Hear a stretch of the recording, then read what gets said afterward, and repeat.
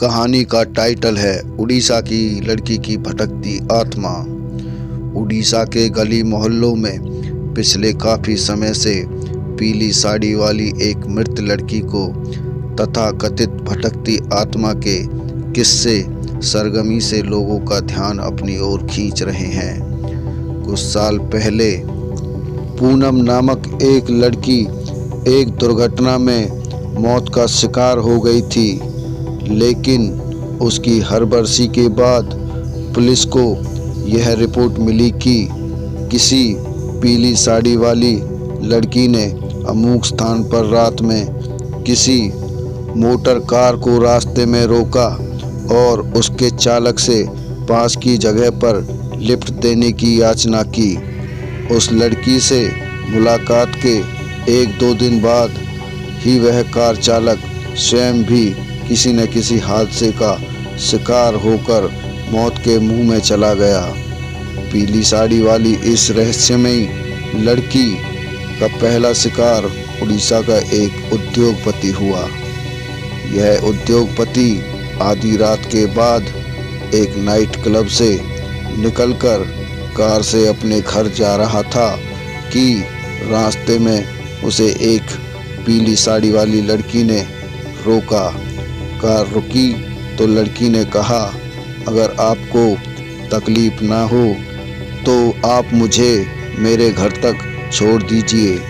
उद्योगपति इसके लिए राजी हो गया, लेकिन जब उसने अपनी गाड़ी उस लड़की के बताए हुए मोहल्ले में रोकी तो उसने पाया कि लड़की कार से गायब थी। उस नौजवान ने यह अनोखी घटना अपने कई दोस्तों को भी सुनाई। घटना के 3-4 दिन बाद ही एक कार दुर्घटना में उसकी मौत हो गई। इस घटना के कुछ दिन बाद ही एक मैकेनिक तथाकथित प्रेत छाया का शिकार हो गया। रात्रि के समय वह मैकेनिक कारखाने से अपना काम निपटाकर स्कूटर से अपने घर वापस लौट रहा था। रास्ते में उसे एक पीली साड़ी वाली लड़की ने रोका और उससे प्रार्थना की कि वह उसे पास की ही एक इमारत तक पहुंचा दे। बताया जाता है कि मैकेनिक पहले तो कुछ झिझका, लेकिन तभी उसकी निगाह लड़की की गर्दन के आसपास के कुछ जख्मों पर पड़ी और उसका हृदय पसीज उठा। रास्ते भर लड़की पूरी तरह मौन रही। स्कूटर के रुकने पर वह चुपचाप उससे उतर पड़ी और अभी मैकेनिक ने आगे बढ़ने के लिए अपना स्कूटर मोड़ा भी नहीं था कि वह पूरी तरह अदृश्य हो चुकी थी। आप पूछेंगे मैकेनिक का क्या हुआ?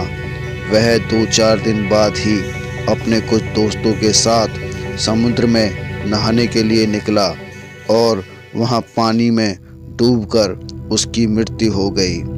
मैकेनिक के बाद एक पुलिस अधिकारी की बारी आई। तस्करी नियंत्रण विभाग का यह वरिष्ठ अधिकारी एक रात कार से अपने घर वापस लौट रहा था।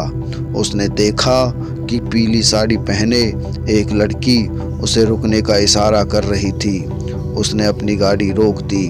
उसे शक हुआ कि वह लड़की अपराधियों के किसी गिरोह से जुड़ी हुई है। लड़की ने उसे बताया कि वह एक दुर्घटना में जख्मी हो गई है और जल्दी से जल्दी अपने घर पहुंचना चाहती है। पुलिस अधिकारी को उसने अपने गर्दन पर हुए जख्म दिखाए। आखिर वह उसे उसके घर तक लिफ्ट देने के लिए राजी हो गया। उसकी गाड़ी एक बंगले के सामने पहुंची। लड़की ने उसे वहीं रुकने का इशारा किया। लड़की के अंदर जाने पर अधिकारी ने एहतियातन उस बंगले का नंबर नोट कर लिया और फिर कार अपने गंतव्य की ओर मोड़ ली। दूसरे दिन उस लड़की के बारे में आवश्यक जानकारी लेने जब वह अधिकारी उस बंगले पर पहुंचा तो वहां रहने वाले एक वृद्ध सज्जन ने कहा कि संदिग्ध लड़की का हुलिया बिल्कुल उसकी अपनी बेटी पूनम जैसा है। उसने बताया कि बरसों पहले एक दिन पूनम अपने भाई के साथ सैर करने के लिए निकली थी। आधी रात के बाद जब वह वापस लौट रहे थे तभी उनकी कार एक बिजली के खंभे से जा टकराई। लड़का तो बच गया लेकिन पूनम ने वहीं दम तोड़ दिया। लेकिन बूढ़े पिता की यह कहानी सुनने के बाद पुलिस अधिकारी पर क्या बीती।